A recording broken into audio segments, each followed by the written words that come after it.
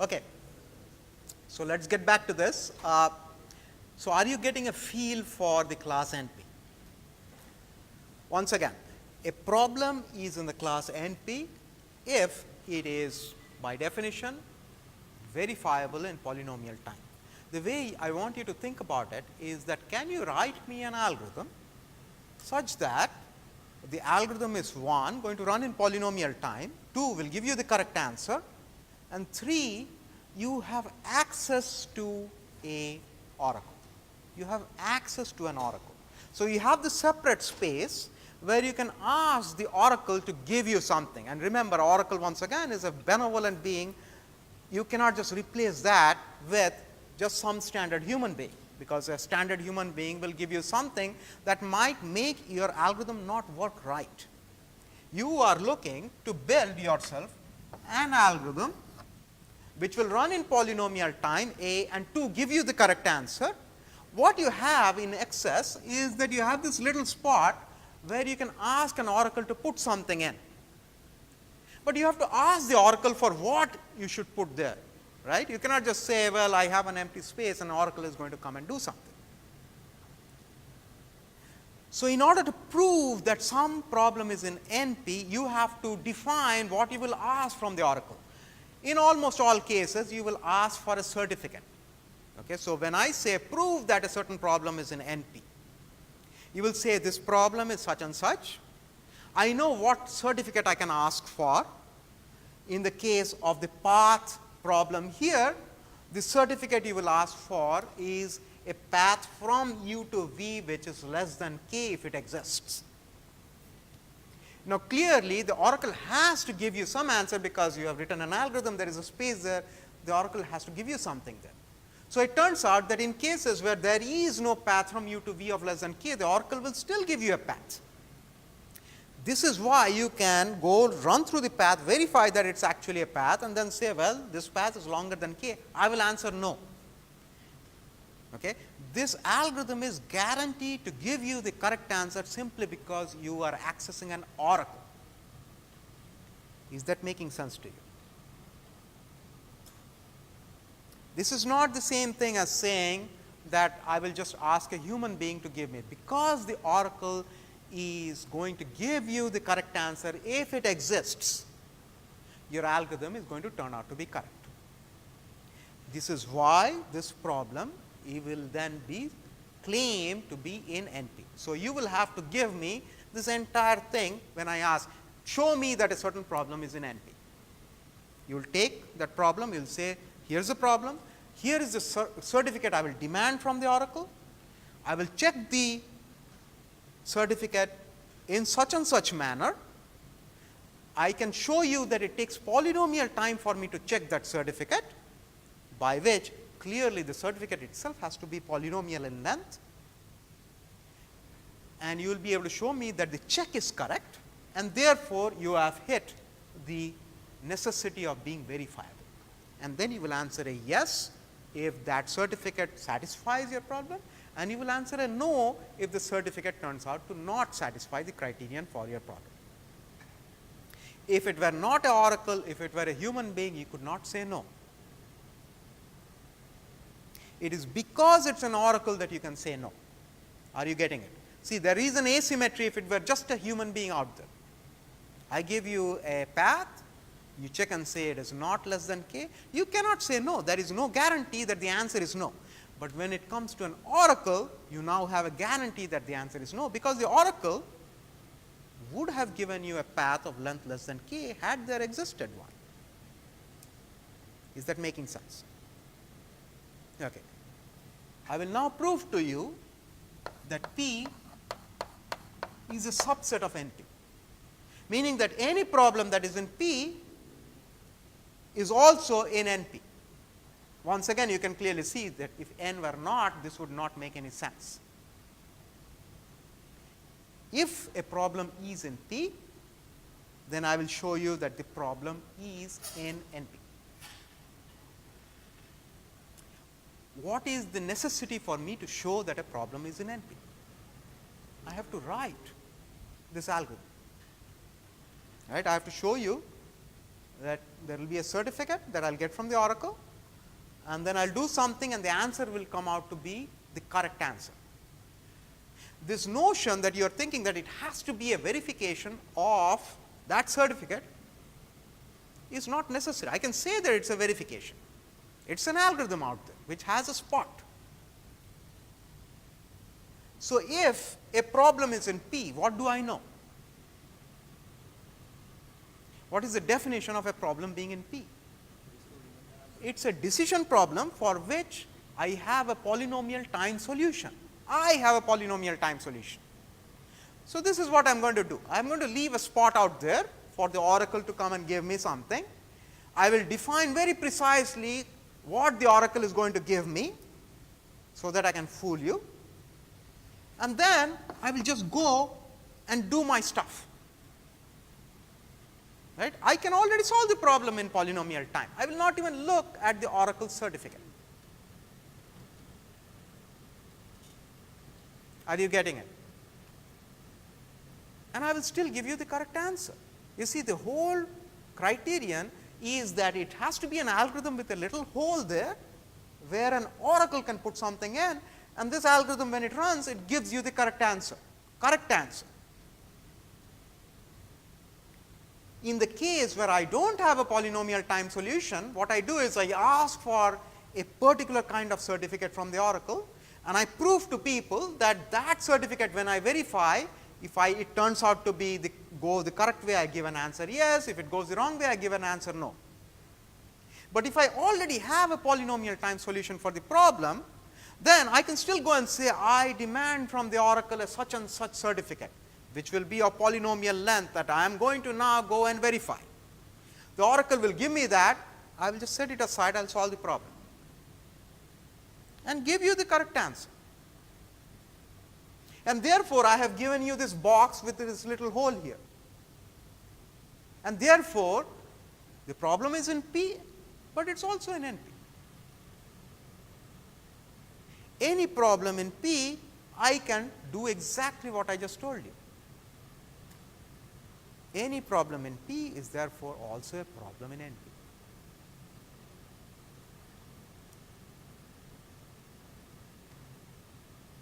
In other words, what I am saying is this slightly peculiar thing, which is that if I can solve a problem in polynomial time, I can verify it in polynomial time.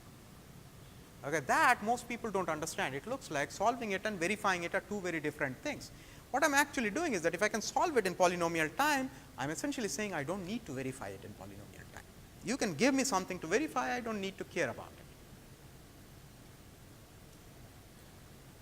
The biggest problem in mathematics right now is this, and I am not joking. Okay? This is the biggest problem in mathematics. I am not saying computer science algorithms. This, if you go to Clay's website, Clay Mathematical Institute's website, you will see that there are a bunch of problems they have left up there, which they claim are the top problems in the world currently, and this is among them. They have listed out 4 or 5. If you can crack one of these 4 or 5 problems, you are immediately given the Fields Medal, assuming that you are less than 40 years of age. One of them was very recently solved. Okay? There is the Riemann conjecture that is still sitting out there. There is whether P is equal to or not equal to NP that is sitting out there. There is the Navier-Stokes equation that is sitting out there. These are problems that all of which, if you read carefully, you will be able to understand. But this is in our domain. The question is whether or not P is equal to NP. We know that P is certainly a subset of NP. The question is, are there problems in NP which are not in P? Are there problems which are verifiable in polynomial time, and yet you can guarantee that it has no polynomial time solution? You see, you can clearly see that this thing seems to be outside our capacity to show almost. How can you show that a problem has no polynomial time solution? We can say that it has a certain thing, but to prove that it does not have a polynomial time solution, you are trying to show a lower bound. Okay, and as you clearly know, lower bound arguments are very difficult. You are trying to show, just like in sorting, you said that it cannot be solved in less than L log n time. Likewise, you have to show that this problem cannot be solved in polynomial time, cannot be. You have to give a lower bound argument. Okay. We believe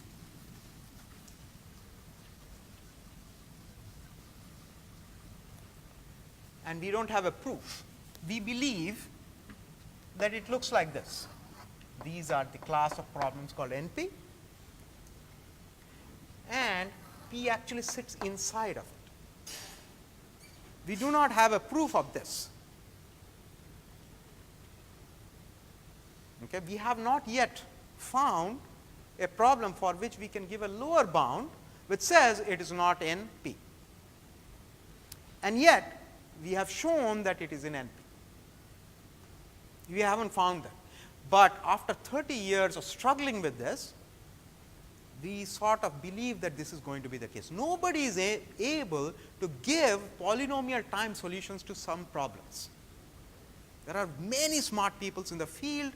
There are problems out there that they look and they have tried and tried and tried, and they are not being able to give polynomial time solutions to these problems. And slowly you start believing that it cannot be that we are all stupid. So, it must be the case that P is actually a strict subset of NP, not just a subset of NP. Okay? But that is still a belief, and until it is proved one way or the other, it does not make any sense yet. Because of verifiability being this asymmetric thing, there are all these other classes that crop up. One class that crops up is called co-NP.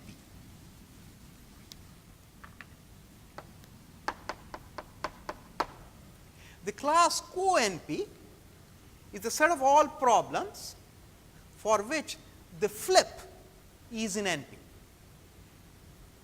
If you change 1 to a 0 and the 0 to a 1, that problem is in NP. Okay? It is difficult for you to think of a problem of that nature. So, let me give you an example and it will become very clear very quickly.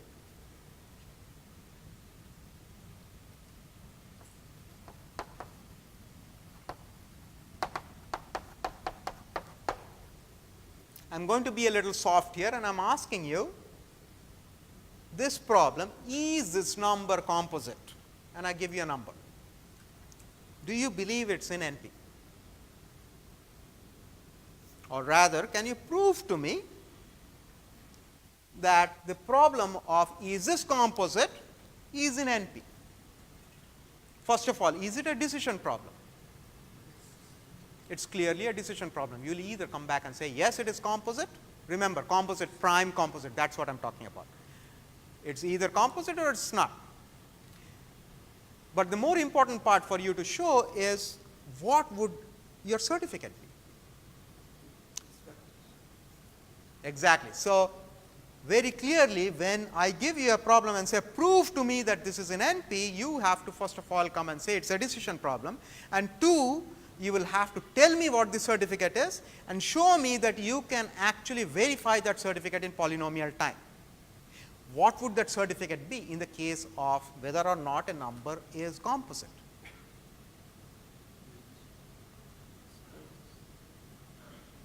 Anybody else? I give you a number. I want you to think about this carefully, because this is where conceptually you are having difficulty. I give you a number.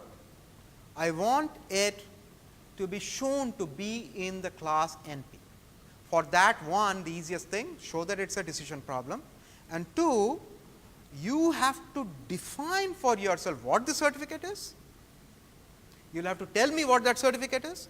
You will have to show me that you can verify that certificate in polynomial time, and I have to be convinced that that verification will give, if verified, will give an answer 1, otherwise you will say 0, because the certificate is going to come from an oracle, not from me. What would you demand from an oracle to be a certificate for E's composite? The factors of n. You will ask for the oracle to give you two numbers such that they are the factors of n. In other words, if I multiply those two numbers, I will get n.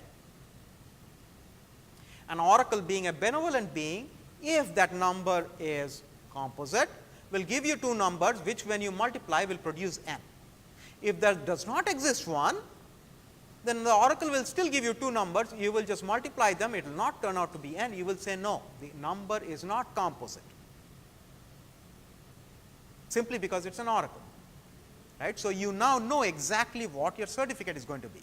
Until you can show me what your certificate is, I do not know that the problem is in NP. You have to tell me what the certificate is. You have to tell me how you will verify the certificate. In this particular case, I have to show you that taking the product of two numbers will take me polynomial time.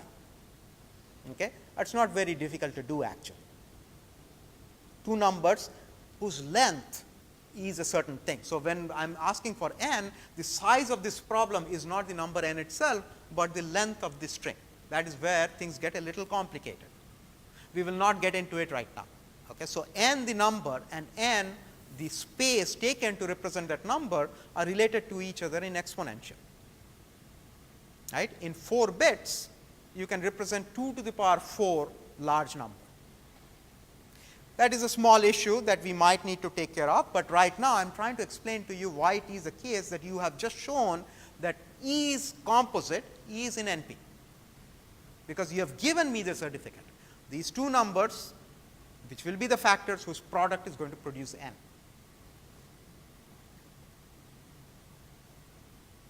Is that making sense? Okay. You have to be creative. You have to look at your problem and creatively produce the certificate, write it down and say, this is the certificate I demand from the oracle, this is how I am going to verify it. And then you will be able to show me that this verification of this particular certificate is going to give you an answer yes, if it turns out to fall in the right side of things. Now, I claim that because E's composite is in NP, the flip of this problem is in co-NP.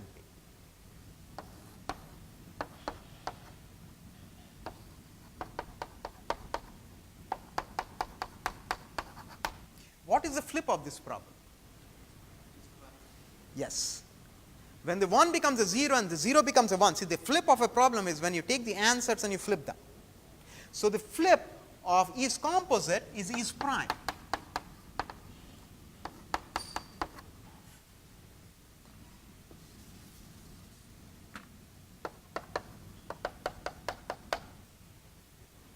You can clearly see that the asymmetry is messing things up. That is why E's prime is in co-NP, because E's prime does not look like currently is in NP. If I gave you a number n and I asked you, can you think of a certificate that when verified will give you the answer yes. So, you will verify some certificate and you will give the answer yes in the case of E's prime. I do not think you can think of a certificate. In the case of composite, it is very clear what the certificate is. Give me two numbers whose product is going to give me that number. So, when you verify the product, you say yes, it is composite. In this particular case, you cannot ask for the same certificate. You take the product, it turns out to be n, and you say no, it is not a prime. You are not allowed to flip the answers. That is why you have this class, because the oracle is benevolent, there is an asymmetry in the answers you are giving out. So, it turns out that it is not at all natural for you to think of a certificate for primes, something that when you verify a certain set of things, you can come and say yes, it is a prime. Peculiarly enough, it turns out that there is a certificate for prime. Okay. That will take us into number theory. We do not want to do it. You may want to go and check this out. There is something called a Pratt certificate. A Pratt certificate is actually a number which, when you test a certain set of things with respect to the number n, and if all of those tests pass, you are guaranteed that n is a prime. Okay. It is very different from having two numbers which, when taken the product of, gives you the number n. That is a very trivial way of checking for compositeness. Checking for primeness is also possible, it just requires far more complicated number theory. You are given this number and Pratt says check A, B and C. If A, B and C go through, I guarantee you it is a prime, and here is a proof for it. So, it turns out that not only is prime very easily in co-NP, it is also in NP because of this other kind of certificate. There are very few problems that we have found which are both in NP and co-NP. And soon as we find a problem which is both in NP and co-NP, we start guessing that maybe it is in P. And in this particular case, we have found out that primality testing is in P. Okay, that too is a very recent result. It was a huge result a couple of years back. It is called the AKS algorithm, and it shows you how to test for primality in polynomial time.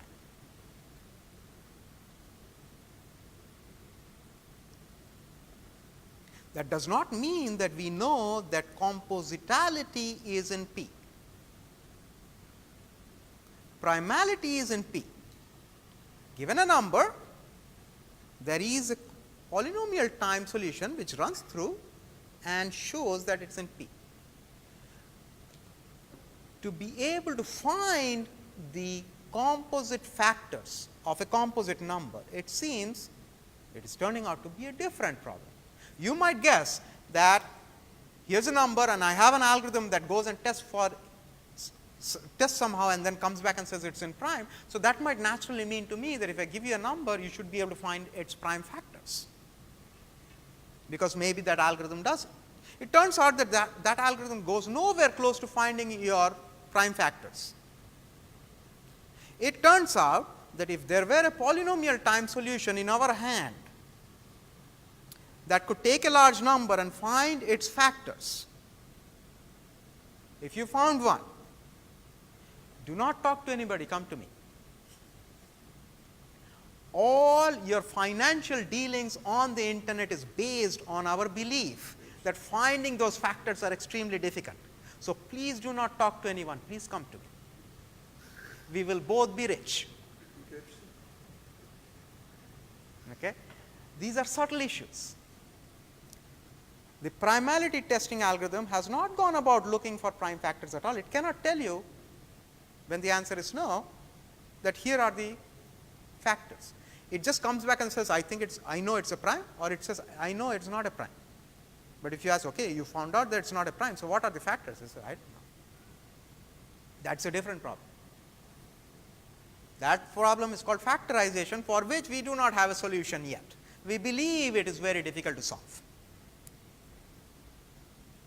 Okay. So, we think once again that it looks like this.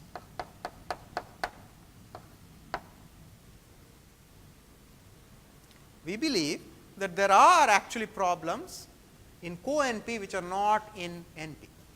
This is an example I showed you where I wanted to show you that co-NP is very different from NP.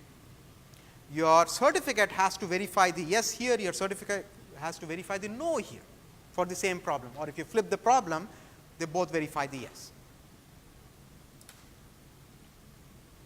This once again is just our belief. We believe that all of these are essentially not the same.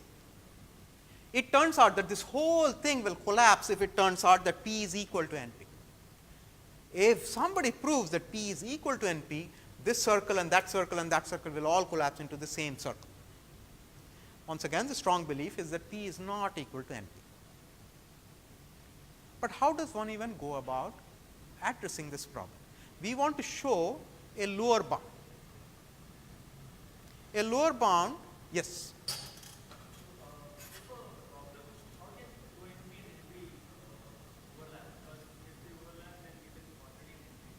So, the problem is not only in NP, is also in co-NP.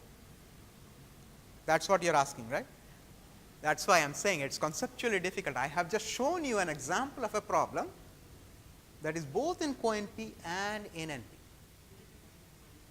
Co-NP is a problem such that its opposite is in NP. Is composite is in NP, you agree. Therefore, is prime is in co-NP, you agree. At the same time, we know that is prime is also in NP because of the Pratt certificate. Therefore, here is an example of a problem which is not only in co-NP, it is also in NP. Okay. We do not believe that we can do this for everything. That is why this is not the same. There are some problems which are both in NP and co-NP, other problems for which we do not know. Right? It does not mean that we have shown. So, that picture I have shown you is not what we have proved. That picture is what we think is the case. Yeah.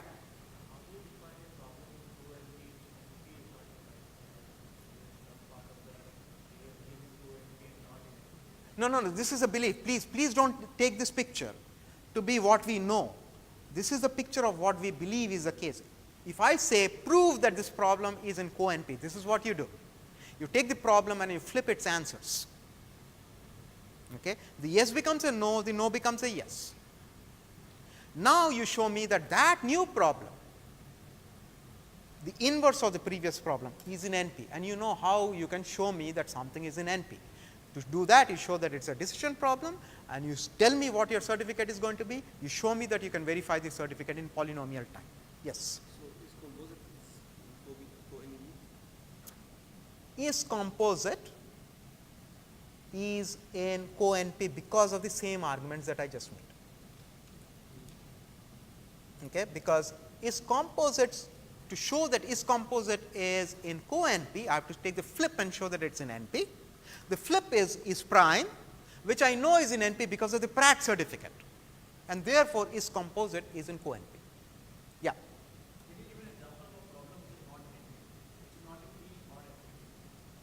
A decision problem which lies outside of P and NP, the halting problem, which has no algorithm at all. So, if we take that out, we do not know. See, the whole thing is we do not know. Most of the answers will come back and say, I do not know. Yes. But because P is subset of co-NP, if P equal NP, NP will equal co-NP. Yes. Because P, so this I want you to carefully think about. Because P is a subset of NP, if P were to be equal to NP, then co-NP would be equal to NP would be equal to P. This one is not very difficult for you to be able to solve. So, I will not give you the answer. For you to be able to know that you understand what is happening, I want you to prove to yourself that if P were equal to NP, then co-NP would be equal to NP. It is a very simple thing. It is just conceptually you might get stuck, but you should be able to do it. And if you do it, you know that you are getting what is happening out here. Yeah.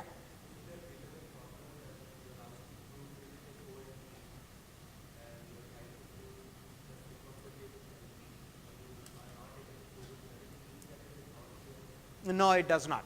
So, the question was this following. If I say prove that this problem is in co-NP, you flip the problem, you try to prove that it is in NP and you fail to do it.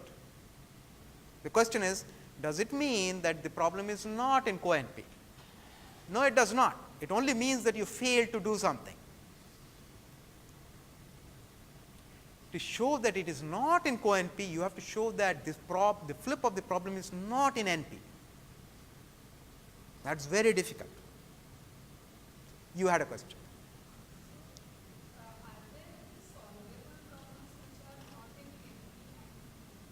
We do not know. We really do not know. Okay? Problems that are solvable, we usually always find a way of finding a certificate that is verifiable. All the problems that we come across, it seems to be very easy to verify for these things.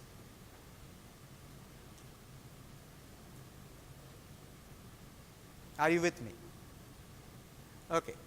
thing still looks like it is rather vague. So, what are these problems that we should look at? I will show you a new set of definitions, okay, that will make things even more interesting.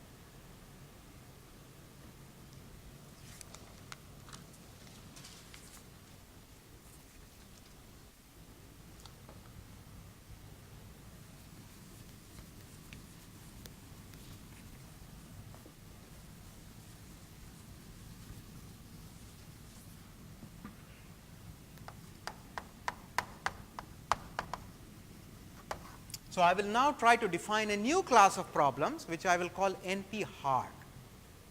The way for you to think of this is to say that among the NP problems, these look like they are very hard NP problems. Okay. In order for me to be able to show you this definition, I will have to bring in a new thing called reducibility.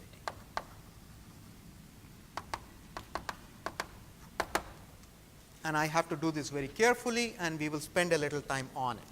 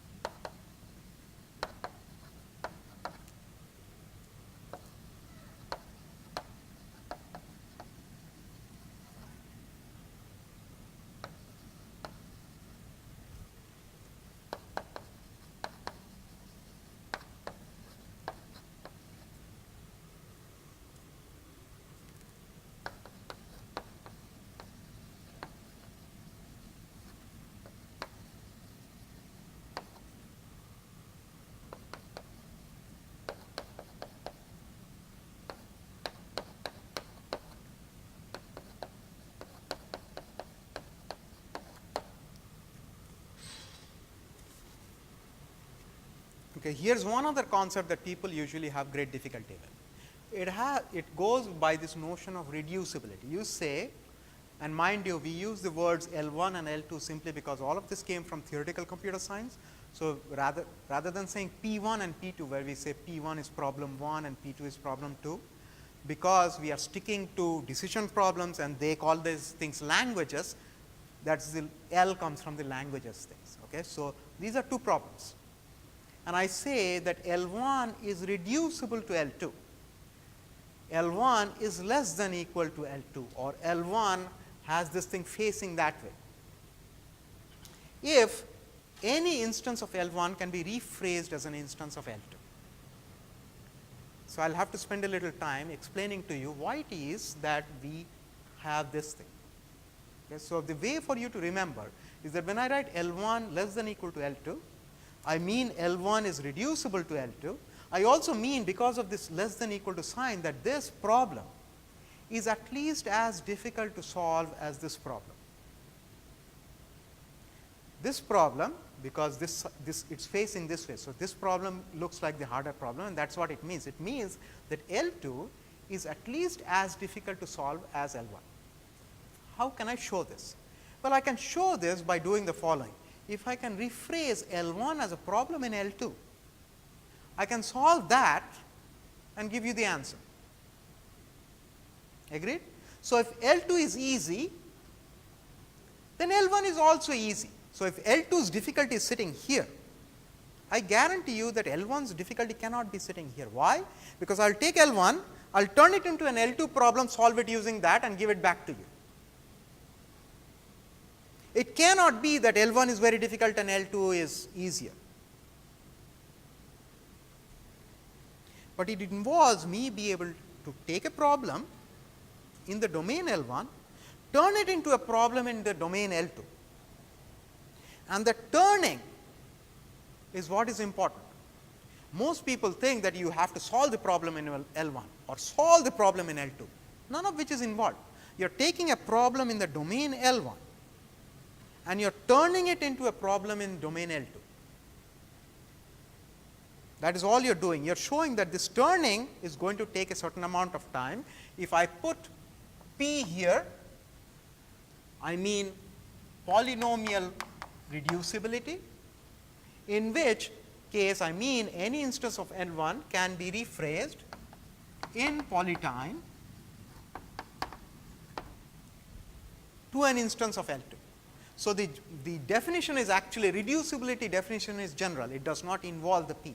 But when I put a P in there, it means that I will call it polynomial time reducibility, and the definition simply becomes instance of L1 can be rephrased in polynomial time to an instance in L2. And for which what you need to show is essentially this rephrasing itself. You have to be very creative how you can rephrase a problem in this domain to a problem in that domain, and you have to show this very important fact, which is that once I have done this rephrasing, an answer yes on the one side will involve an answer yes on the other side, answer no on one side will involve an answer no on the other side. Now, right now looking at all of this, you cannot tell why it is that we even care about reducibility. Okay. It is just some definition that I have come up with. Yes.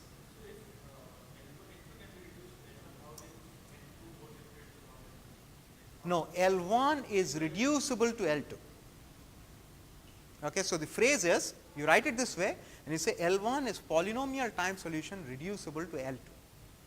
What is your question now?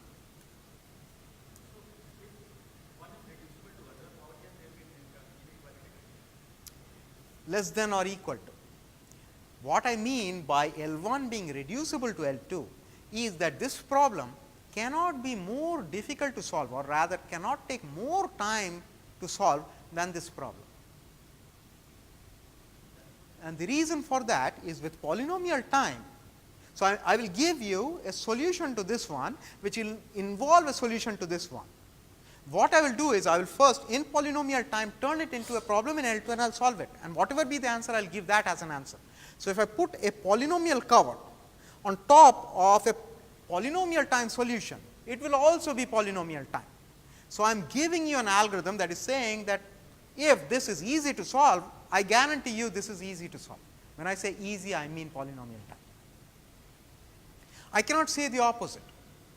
I cannot say that if this is difficult to solve, then this has to be difficult to solve. See, all these asymmetries exist. The directions are always one sided. I can take this problem, turn it into that problem, solve it using the easy solution. Yes.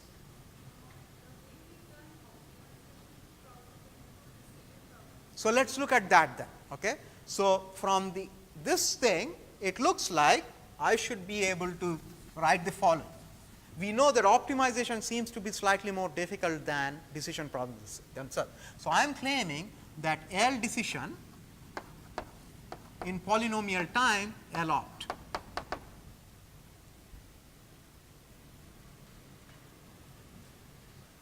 In this case, you will be given a problem P and the answer is going to be 0 or 1. In this case, it will be another problem P, the answer will be the smallest. The way you will go about doing this reduction is essentially, you can see what you are going to do. You are going to solve the optimization problem inside, you will look at its answer, compare it to this number n that I gave you, and if that answer turns out to be less than n, you will give the answer 1. That is the reduction.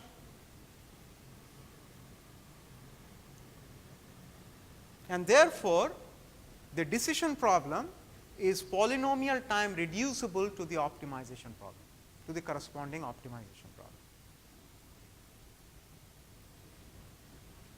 The more you play with these concepts, the easier it will get in your head.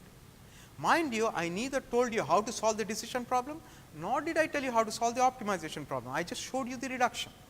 When I ask you for a reduction, I am not looking for a solution to either side. I am looking for how you can turn one problem into another problem. Why is this at all important? Well, it turns out that it might be the case that if this is NP, that I find a problem here such that any problem in NP is reducible in polynomial time to that problem. If I could do that, it means that this problem seems to be one of the harder problems of NP, because everybody seems to be less than equal to that problem.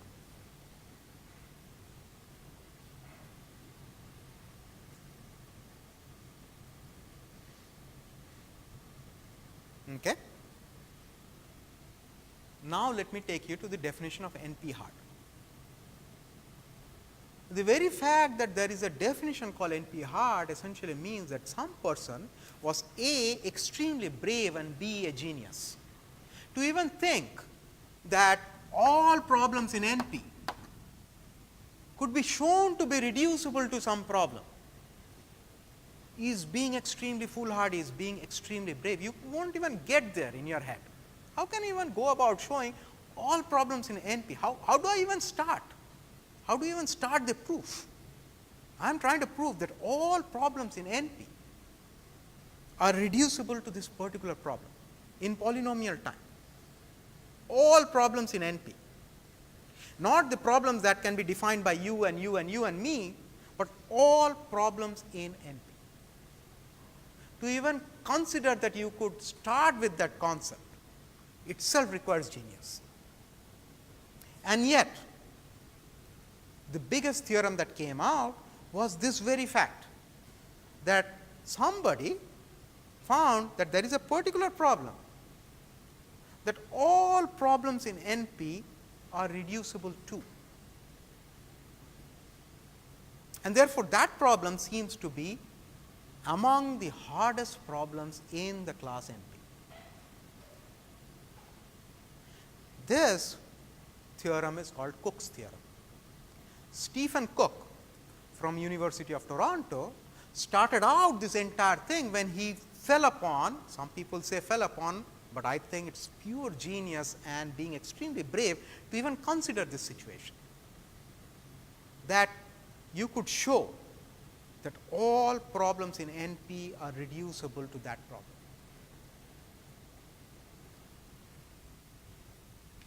You claim that a problem is NP hard if two things are shown to be the case.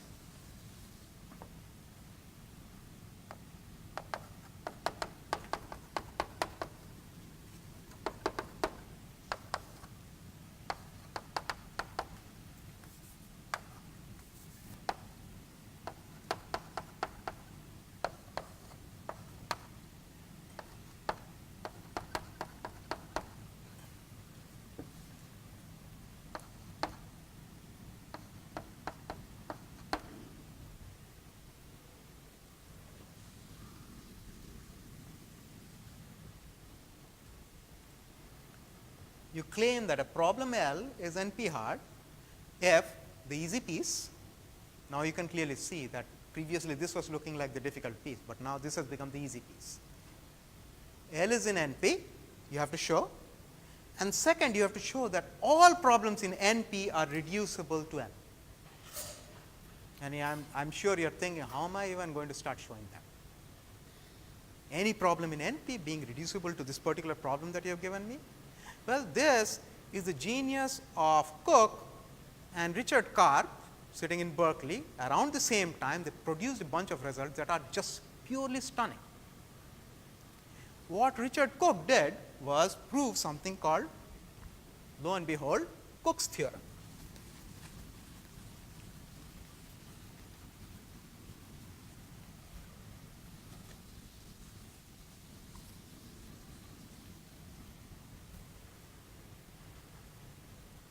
Sorry, I made a mistake. Okay, so I went too fast. NP hard simply means this. Okay, I'll give you a new definition.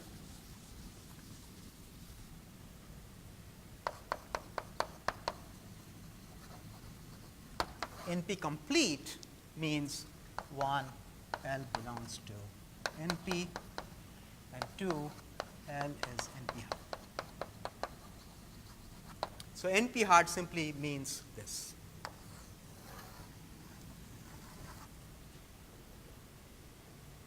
So, when you are trying to show that something is NP complete, you have two pieces.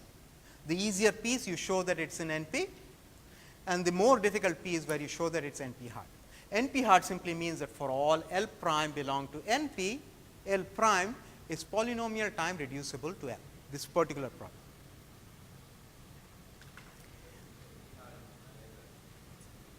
No, NP hard does not imply that it is in NP, because I can get around.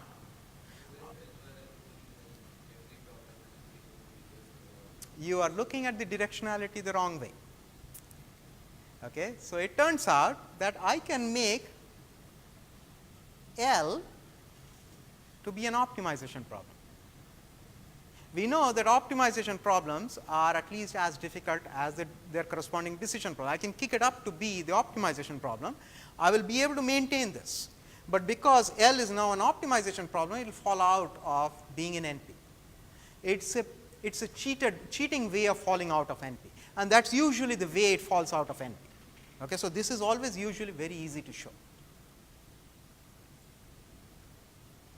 But you would not even be able to start unless somebody started you. So, Cook basically showed the first problem that he proved to be was NP hard, and of course, it was trivial to show that it was NP complete, because he took a problem which was in NP. So, Cook's theorem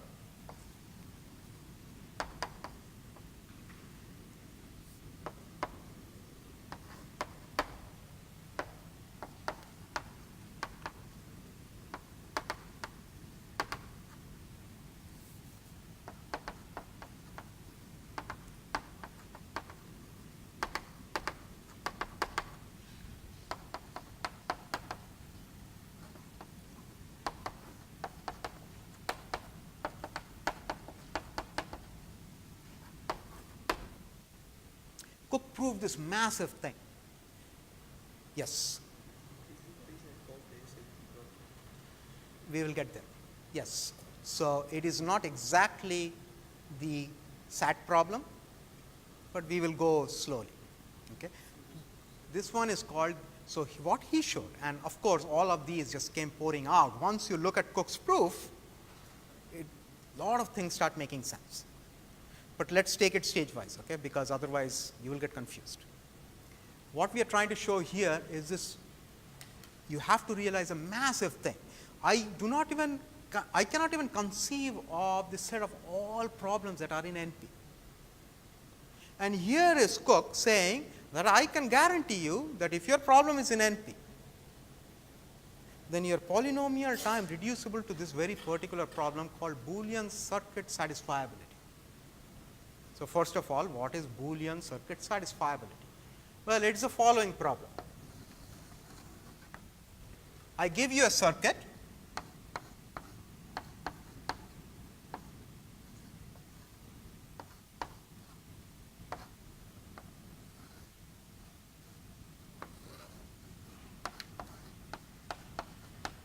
okay, some circuit. I am sure all of you have taken the right courses to know that this is a NOT gate, this is an OR gate, this is an AND gate, once again a NOT gate. So, I give you a circuit. The size of the circuit is n, by which I mean that you will have polynomial number of gates in there. The whole circuit is polynomial in size, so that reading it is not going to take you more than polynomial time. And the question being asked is this circuit satisfiable? What does that mean? It essentially means the following: can I assign a 1 or 0, some set of values here, such that out pops from here a 1?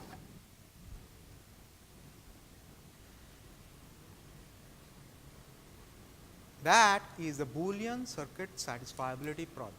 It essentially says that here is a circuit. Remember, it sits above a specific circuit.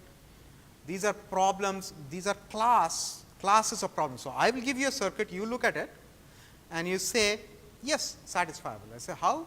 You say, well, this 1 0 and 1 0 is going to give you an answer. of 1. You can clearly see that the asymmetry is working very strongly out here. The circuit unsatisfiability problem is very different from the circuit satisfiability problem. The circuit unsatisfiability problem is in co-NP, simply because the flip of that, which is the circuit satisfiability problem, is in NP, which we have to show now. First thing we need to show is that this problem is in NP. 1, is it a decision problem? Yes. 2, and now it becomes slightly difficult for you. What is a certificate, and can I verify a certificate in polynomial time? Trivial, right? The certificate that you demand from the oracle is the satisfying assignment. You ask the oracle to give me the satisfying assignment. The oracle will give you the satisfying assignment if one exists. Now, you have to go and verify. Remember, you have to verify, because in the end you have to give a 0 or 1 answer. And if this were not satisfiable, the oracle would still give you something, and then when you run it through, you would see that it is not fitting, and therefore, you would give the answer no. And therefore, verifiability is a central part of this whole thing. You not only ask from the oracle to give you the certificate, you have to verify it, because you in the end have to give an answer yes or no. Oracle simply gives you a certificate. So, you will get the certificate from the oracle, and then you will verify, and it is very obvious that you can verify this in polynomial time. You will essentially step it through each gate, and you know the rules of each gate. And it is not at all difficult to show that the stepping through in a polynomial size circuit will take you only polynomial time to get to the other corner, and something will pop out, either a 1 or a 0. If a 1 pops out, you say that yes, it is satisfiable. If a 0 pops out, you say no, it is not satisfiable. The second piece happens only because you have gotten the certificate from an oracle. This is the easy part, that Boolean circuit satisfiability is in NP, even I could show. But what Cook showed was that it is also NP hard. It is the first problem that was shown to be NP hard, by which we mean that Cook proved that any problem in NP can be reduced in polynomial time to this problem. And therefore, if you can find a polynomial time solution to this problem, you have just shown P is equal to NP. Try to think of the enormity of this. Cook has given you one specific problem that you can focus all your attention on. All you need to do is prove that this problem is in P, and you have shown that all problems in NP are in P. P is equal to NP, by which we simply mean that you will take a problem, you will show that it is verifiable in polynomial time, and you will do the following to give it a polynomial time solution. You will take that problem, you will use Cook's reducibility proof to reduce it to one of these circuits. You will then take your own genius polynomial time solution to this circuit. You will get the answer, and that is how you will solve the problem.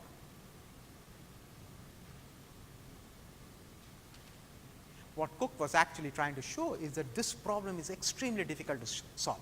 This is the flip side of showing the whole thing, that if you find in your daily business that you have run across the Boolean circuit satisfiability problem, what you typically do is you throw your arms up and say, oh, this is NP complete, I am not even going to try. That is usually what happens. So, in papers, when you define a problem, you say, okay, here is my problem description. Unfortunately, I will now prove to you that it is NP complete. And you prove that it is NP complete. Then you say, you know what this means. We cannot solve this problem. That does not mean that there is no algorithm to solve the problem. It just means that we are stupid enough not to be able to have found that algorithm. So, we will do something else. Many early papers were like this. You gave a problem, you turned it into, you showed that it was NP complete, and then you threw your arms up. When I come back next time, I want to, it is a good point where we are taking a break. When I come back next time, I will give you how it is conceptual view of how it is that Cook actually went about showing this case. And then we will explore more NP complete problems.